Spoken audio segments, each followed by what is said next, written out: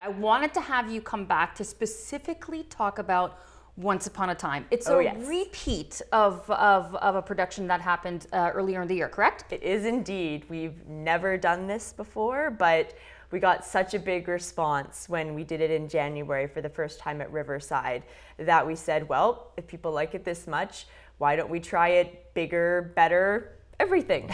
So now we're putting it on again in September, and it's at the Algonquin. That must be so exciting for the Huntsville Theatre Company to do that. I mean, like this production. I mean, full disclosure, I was in it, and I am in it for this September. But it seems to be like it's bigger and better. Like you have you and Amy, who are directing it together, have a bigger dream for this, a vision for this. Oh, well, I mean, Amy was the original vision Once Upon a Time. She knows how many people love these songs from these animated movies, how many actors love them, just singing them, how many audience members react to them just from pure nostalgia, even.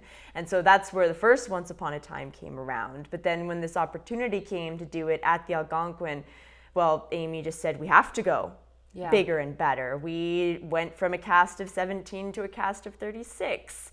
We're now up to, I think, 32 or 33 songs in the show from what we had. So it's also longer than the one in January. It's just we've made everything bigger. More people means more costumes. Everything. And I know we have some pictures to put up at some point just to kind of give people an idea. But what are rehearsals like? I mean, a cast of like 30 something, like that's crazy. It can be a lot. We do have a lot of numbers that are solos and duets, so just a few people. But there are big group numbers. Especially at the ends of both acts. We have really big group numbers, which basically have almost every person in the cast in each of them. It's a lot of people, but the cast just has so much fun with it, and they so love these songs, and they love each other. Yeah. Theater family just forms so quickly, and everyone has such a good time that it makes our job a little bit easier. Well, it really is, and like just some of those pictures that were just up right now, it looks like it is a lot of fun. I mean, I'm at those rehearsals, and I never want to leave. But I mean, I guess just for those that are watching who weren't able to see the January show, so without giving anything too much away, no spoilers. What are some of the things that people can expect when they come to the show in September? Well, when people come and see this show, because of the songs that we've chosen, we're running songs from animated movies from the time animated movies were first made all the way till modern day. So it doesn't matter if you're 2 years old or if you're 80 years old, there's songs from all those eras of animated movies in this show. Okay. So it's a way for people to get that nostalgia feeling like, ooh, I either grew up with that, or maybe for the newer ones, if a parent came to a show, they know their kids love that and they can bring their kids, but it's also that nostalgia of that memory when you watch a movie with your kid and you both have a good time. So you can see that right on stage in front of you. You've got these amazing costumes that we've been so privileged and worked so hard on. Yeah. And we have the Algonquin Psych is going to have beautiful images and videos to go with each song. So it's trying to immerse the audience in that great feeling that they get from all these musicals that they love. And so how does it work now? I mean, it's at the Algonquin Theatre. Let's talk logistics. When is it? How can people get tickets? And they're on sale right now, aren't they? Oh, they are. So algonquintheatre.ca, you can get the tickets. It's September 13th and 14th, which is a Thursday and a Friday. Okay. So people can get their tickets online at the Algonquin Theatre box office.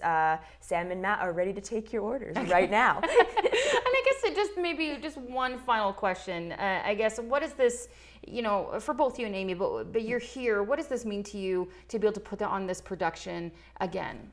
Well, I know that Amy and I just feel so, being the Disney lovers we are. Yeah. We're so passionate about all these animated movies that have influenced our lives and obviously the lives of other people around us. But we just love how happy it makes people, how involved people get, even just from watching it. So just to see our audiences have those reactions and to see how happy it makes our cast to perform all these songs, that's really why we do it. It lights us up. And that's a family dynamic too. And I mean, there are family members who have joined the cast together. Oh, yes. Like parents and kids who Oh are yeah, in it. we So have that's we really have cool. couples that are in the show. We have parents and their children in the show. Quite a few actually. So it's amazing. And some of those people that are in the cast now, they were audience members for the first one, and that's the feeling.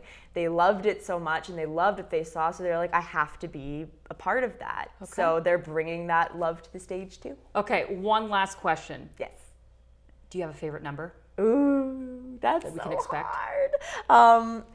For me, honestly, I know when I see the big group cast numbers, there's just something like really amazing about them. So I do love, doing anything from like say Circle of Life, where we have a ton of adults on stage for that, or Be Our Guest when we have all the kids, a lot of the adults all together doing all this choreography in costume. You can't help but like smile.